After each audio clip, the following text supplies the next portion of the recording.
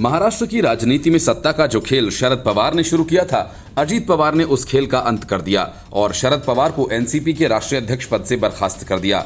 अजीत पवार को एनसीपी का नया राष्ट्रीय अध्यक्ष चुना गया है। इसके साथ ही अजीत पवार गुट ने चुनाव आयोग के सामने एनसीपी पर अपना दावा पेश कर दिया।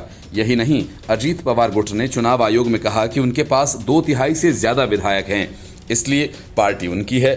अजीत पवार गुट ने चुनाव आयोग को बताया है कि अब शरद पवार पार्टी के राष्ट्रीय अध्यक्ष नहीं रहे, उनकी जगह अजीत पवार को राष्ट्रीय अध्यक्ष चुन लिया गया है।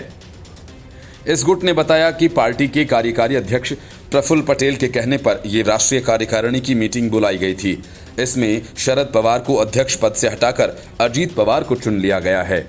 अजीत गुट ने आयोग से कहा कि अजीत पवार को अध्यक्ष चुने जाने के लिए 30 जून को मीटिंग बुलाई गई थी। यही नहीं, प्रदेश अध्यक्ष के तौर पर सुनील तटकरे को जिम्मेदारी दी गई है। शरद पवार और अजीत पवार गुट ने अलग मीटिंग कर विधायकों को बुलाया था।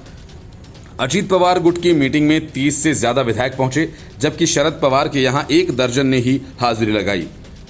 ये शरद पवार खेमे के लिए झटका माना जा रहा है। इसका असर शरद पवार की भाषा और बॉडी लैंग्वेज पर भी दिखा। नरम तेवर अपनाते हुए उन्होंने कहा कि यदि अजीत पवार के मन में कोई बात थी तो वो मुझे बता सकते थे। उन्होंने कहा कि किसी भी समस्या का समाधान बातचीत से निकल सकता है। इस मौके पर शरद पवार ने यह भी माना कि उनकी पार्टी के आगे वैसा ही संकट पैदा हो गया है जैसा शिवसेना के सामने हुआ। अजीत पवार ने अपने भाषण में इरादे जाहिर कर दिए हैं। उन्होंने चाचा पर तंज कसते हुए पूछा कि एक राजनेता की सक्रिय उम्र 25 से 75 साल होती है, लेकिन आप 82 के हो गए हैं, आखिर आप कहां रुकेंगे। इस तरह उन्होंने शरद पवार को राजनीति से रिटायरमेंट लेने की सलाह दी।